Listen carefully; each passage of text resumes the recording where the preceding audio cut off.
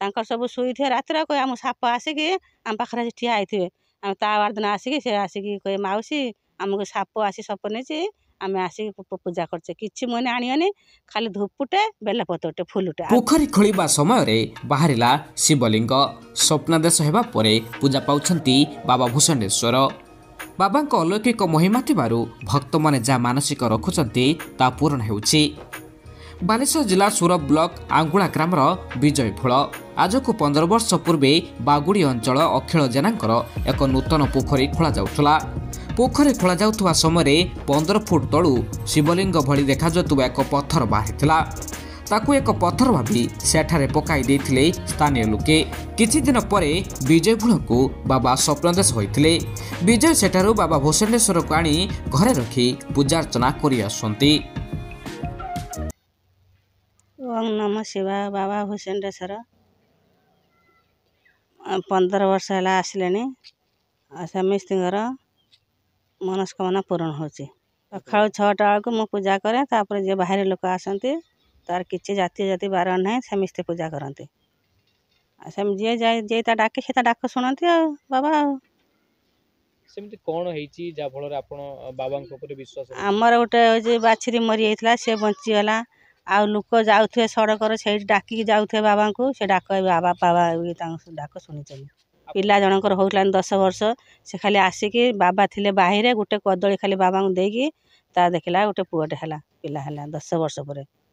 ଆଉ ଢେର ଲୋକଙ୍କର ଏଇତ ସବୁ ତାଙ୍କ ସବୁ ମନସ୍କାମନା ସବୁ ପୂରଣ ହେଉଛି। ଆଉ ବାଗୁଡ଼ି ଆଉ ତଳସାହି ଆଉ ଏ ମାର୍କୁଣାରୁ ଆସିଥିଲେ, ଆଉ ଆସିଥିଲେ ଭଦ୍ରକରୁ ଆସିଥିଲେ ଏବିକି ଲୋକ ସବୁ। ଏଇତ ସବୁ ଆସୁଛନ୍ତି ସବୁ। ଆଉ କହୁଛି ଆମେ ଶୋଇଥିମୁ ରାତିରେ ଯାଇକି ଆମକୁ ସପନେ ଚାଲ, ଆଉ ସେ ଆସିକି ପୂଜା କରୁଛନ୍ତି। ସବୁ ନୀଳଗିରି ସବୁ ଆସିଥିଲେ, ସବୁ ମାଟିଆ ସବୁ। ତାଙ୍କର ସବୁ ଶୋଇଥିବେ ରାତିରେ କହେ ଆମ ସାପ ଆସିକି ଆମ ପାଖରେ ଆସି ଠିଆ ହେଇଥିବେ। ଆମେ ତା ବାରଦିନ ଆସିକି ସେ ଆସିକି କହେ ମାଉସୀ ଆମକୁ ସାପ ଆସି ସପ ନେଇଛି ଆମେ ଆସିକି ପୂଜା କରୁଛେ। କିଛି ମନେ ଆଣିବନି, ଖାଲି ଧୂପଟେ ବେଲପତ୍ରଟେ ଫୁଲଟେ। ଆଉ କିଛି ସେ ତ କହୁନି ମୋତେ କିଛି ଦିଅନି, ଖାଲି ବିଶ୍ୱାସର ପାଣି ଢାଳ ଆଉ ଧୂପ ବେଲପତ୍ର। ଆପଣଙ୍କର ଏମିତି କିଛି ଅନୁଭୂତି ଅଛି ବାବାଙ୍କୁ ନେଇକି? ଆମ ଢେର ଅନୁଭୂତି ଅଛି ସେ ବାବାଙ୍କର। ନିଜେ ମୋ ସ୍ୱାମୀ ଯେଉଁ ଶୋଇଥିଲେ ତାଙ୍କୁ ସପ ନେଲା, କହିଲା ମୁଁ ଅନ୍ୟ ଜାଗାରେ ଅଛି ଚାଲ ମୋତେ ନେଇକି ଆସିବୁ। ସେ ଯାଇକି ପୁଣି ନେଇକି ଆସିଲେ ତାକୁ। ସେ ବାବାକୁ ଆସିକି ଦିଲ୍ଲୀରୁ ଆସିଥିଲେ ଲୋକ ନେବା ପାଇଁ, ନେଇପାରିଲେନି। ନିଜେ ମୋ ସ୍ୱାମୀ ଯାଇ ତାକୁ ଟେକିକି ନେଇକି ଆସିଲେ। ଏତେ ସେ ବାବାଙ୍କର ଶକ୍ତି ଅଛି। ବାଛିଟା ହଠାତ୍ ଛୋଟ ବାଛିଟେ ତାର ମରିଗଲା। ଆମେ କହିଲେ ମରିଗଲା ନା କିସ କହିକି ଧାନ ଭାଙ୍ଗୁଥିଲେ ତାକୁ ଶୋଇଦେଲେ। ଆଉ ସେଇଠୁ ସେ ଧାନ ଭାଙ୍ଗା ବାଲା ସେ ପଳେଇଲା। ଆଉ କହିଲେ ଇଏ ମରିଯିବ ନେଇ ଫିଙ୍ଗି ଦିଅ। ଆମେ କହିଲେ ନା ଥାଉ ଏଇଠି କହିକି ତାକୁ ବୁରା ଢାଙ୍କି ପକେଇଲେ। ତା ଦେଖିଲା ରାତି ପାଇଲାକୁ ତାର ଠିଆ ହେଇଛି। ଆମେ କହିଲେ କିସ ବାଛିଟା ଠିଆ ହେଇଛି ନା କିସ କହିକି ଦେଖିକି ତ ପୁରା ଚମତ୍କାର ହେଇଗଲା। ଆଉ ବାବାଙ୍କ ମହିମା ଅପାର। ବାବାଙ୍କ ନିକଟରେ ଯେଉଁ ଭକ୍ତ ମାନସିକ ରଖନ୍ତି ବାବା ପୂରଣ କରିଥାନ୍ତି। ସେଥିପାଇଁ ବହୁ ଦୂର ଦୂରାନ୍ତର ଭକ୍ତମାନେ ଏଠାକୁ ଆସିଥାନ୍ତି। ହେଲେ ବାବାଙ୍କର କୌଣସି ମନ୍ଦିର ନାହିଁ। ଖୋଲା ଆକାଶ ତଳେ ସାର୍ବଜନୀନ ଭାବେ ପୂଜା ପାଉଛନ୍ତି ବାବା ଭୂଷଣ୍ଡେଶ୍ୱର। ଏଠିକି ଆସିଛନ୍ତି ସିଏ ଆମର ଜଣେ ବାଗୁଡ଼ର ଜଣେ ଅଖିଳ ଜେନା ବୋଲି ଜଣେ ଆମର ପିଇସା ଲେଖା ହେବେ। ତାଙ୍କରି ନୂଆ ଗଢ଼ିଆ ଖୋଳା ହେଉଥିଲା। କମ୍ ସେ କମ୍ 15 ଫୁଟ ତଳେ ଗଭୀରରୁ ଇଏ ବାହାରିଛନ୍ତି। ବାହାରିଲା ବେଳେ ଯେଉଁ ଶ୍ରମିକ କାମ କରୁଥିଲେ, ଆଉ ସେ ତାର କୁଦାଲ ଆଙ୍କ ମୁଣ୍ଡରେ ବାଜିକି ତାର ଗୋଡ଼ର ଗୁଛି ବି ହାଣି ଯାଇଥିଲା। ତାପରେ ଇଏ ଗୋଟେ ମାଙ୍କଡ଼ା ପଥର ବୋଲି କହିକି ଏଇଟା କ'ଣ ନା କ'ଣ କହିକି ସେ ରଖିଦେଇଥିଲେ କେଉଁଠି ନା ଆଡ଼ି ଉପରକୁ ଉଠେଇ ଦେଇଥିଲେ। ତାଙ୍କୁ ଆଉ କିଛି ନିର୍ଦ୍ଦେଶ ହେଲାନି, ସେ ବି ଆଉ ତାକୁ ପୂଜା ପଟଳ କଲେନି। ଦିନେ ଦୀର୍ଘ 15-20 ବର୍ଷ ପରେ ମୋତେ ଗୋଟେ ସ୍ୱପ୍ନାଦେଶ ହେଲା। ମୁଁ ଏ ବିଷୟରେ ଜାଣିନି ଯେ ସେଠି ବାହାରିଛନ୍ତି। ମୁଁ ବିଦେଶରେ ରୁହେ, ଆଉ ଆସିକି ଖାଦାନ ଫାଦାନ ବି କରେ। ଆଉ ମୁଁ ଏ ବିଷୟରେ ଜାଣିନି, କିନ୍ତୁ ହଠାତ୍ ମୋତେ ସ୍ୱପ୍ନାଦେଶ ହେଲା ଯେ ଆଉ ମୋତେ ଆଣିକି ମୁଁ ଯେଉଁଠି ନିର୍ଦ୍ଦେଶ କରୁଛି ସେଇଠି ହେଉଛି ସ୍ଥାପନା କର।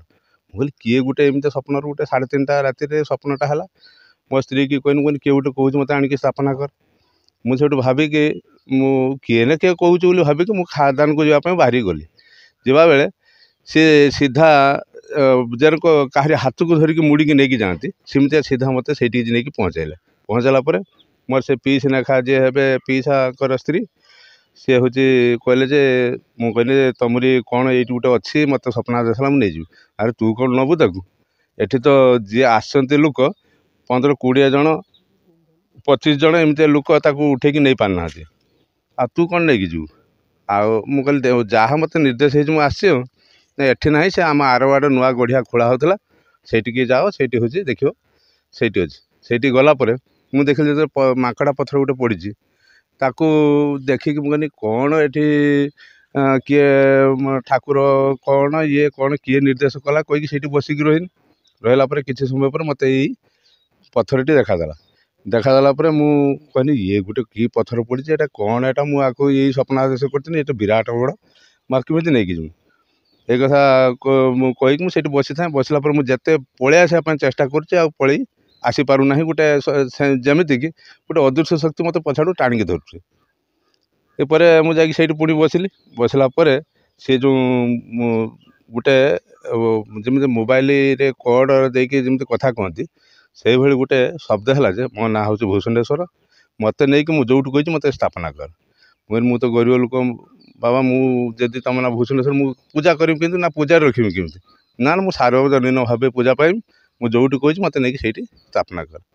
ତାପରେ ମୁଁ ଆଉ ଜଣକୁ ଆସିକି ଡାକିଲା ପରେ ସିଏ କହିଲା ଆଜି ହେବନି, କାଲିକି ଯିବା। ସିଏ ବି ନିର୍ଦ୍ଦେଶ କରିଥିଲେ ବି ମୋତେ ଗତକାଲି ନେବା ପାଇଁ। ମୁଁ ଅତି ତତ୍ପର ହେଇକି ମୁଁ ଭାବିଲି ଆଜି ନେଇ ଆସିବି। ଆଉ ଏଇ କଥା ପରେ ମୁଁ ଯାଇକି ତାକୁ କ'ଣ କଲି ନା, ସେ ଲୋକଙ୍କୁ ନେଇକି ତା ପରଦିନକୁ ଅଟୋ ନେଇକି ଗଲି, ଯାଇକି ତାଙ୍କୁ ନେଇକି ଆମେ 2 ଜଣ ଯେଠି 15-20 ଜଣ ଟେକି ନେଇପାରିଥିଲେ, ଆମେ 2 ଜଣ ତାଙ୍କୁ ଟେକିକି ନେଇକି ଆସିଲେ। କିନ୍ତୁ ବିଶେଷ କଥା ହେଉଛି ମୁଁ ଯେତେବେଳେ ସେଇ ଶବ୍ଦଟି ମୋ ଯେତେବେଳେ କାନକୁ ଆସିଲା, ସେତେବେଳେ ମୁଁ ବହୁତ କାନ୍ଦିଛି। ମାନେ ଏ ଯୁଗରେ କାହାଣୀରେ ଥିଲା ଏସବୁ କଥା, ଏ ଯୁଗରେ କ'ଣ ଏମିତି ହୁଏ? ଇଏ କଥା ବିଶ୍ୱାସ କରିବ କିଏ? କାହାକୁ କହିବି, କିଏ ବିଶ୍ୱାସ କରିବ? ତଥାପି ମନକୁ ବୁଝେଇକି ମୁଁ କହିଲି ଯେ ଯଦି ଇଏ ଠାକୁର, ତାହେଲେ ମୁଁ ଏତେ ବଡ଼ ପଥରଟାକୁ କିନ୍ତୁ ନିଜେ ଟେକିବି କହିକି, ଯଦି ଠାକୁର ହେଇଥିବ ତାହେଲେ ଉଠିବ, ଯଦି ଠାକୁର ନ ହେଇଥିବ ତାହେଲେ ଉଠିବନି କହି ତାକୁ କୁଣ୍ଢେଇକି ଏକଲା ଟେକିନି, ପ୍ରାୟ 3 ଇଞ୍ଚ କତିରୁ ଉଠି ଆସିକି ଦୁମକିନି ପୁଣି ବସିଗଲେ। ବସିଲା ତାପରେ ଆଣିକି ଏଠିକି ରଖାହେଲା। ଶ୍ରାବଣ ମାସ 2ୟ ସୋମବାର ଦିନ ତାକୁ ନେଇ ଆସିଥିଲେ, ଆଣିକି ଏଠି ସ୍ଥାପନା କଲେ। ସ୍ଥାପନା କଲା ପରେ ବହୁତ ଲୋକ ଆସୁଛନ୍ତି, ତା ପୂଜା କରୁଛନ୍ତି, ତା ମନସ୍କାମନା ବି ଆପେ ଆପେ ପୁରା ହେଉଛି। କୌଣସି ପୂଜାରୀ ନାହାନ୍ତି, କେହି ନାହାନ୍ତି। ଉନ୍ନତି ବହୁତ ଘଟିଛି। ମୁଁ ତା ଆଗରୁ ମୋ ଘରେ ଗଣ୍ଡେ ଚାଉଳ ବି ରୁହେନି, କାରଣ ଆମେ ଖାଦାନ କରେ, ସତ ଖାଦାନ କାମ କରେ, ଆଉ କିନ୍ତୁ ମୋତେ କିଛି କୁଳାଏନି ବିଲକୁଲ। ମୁଁ ଅଭାବ ଅନାଟନ ଭିତରେ, ଦାରିଦ୍ର୍ୟତା ଭିତରେ ଥିଲି। କିନ୍ତୁ ଏ ବାବା ଯେବେଠୁ ଆସିଛନ୍ତି, ମୋର ବହୁତ ଉନ୍ନତି ନହେଲେ ବି ତଥାପି ମୁଁ ଗଣ୍ଡେ ଖାଇପାରୁଛି, ଆଉ ମୋର ଯାହା ଇଚ୍ଛା ହେଉଛି ମୁଁ ତାକୁ ସେସବୁ ପୂରଣ ହେଇପାରୁଛି।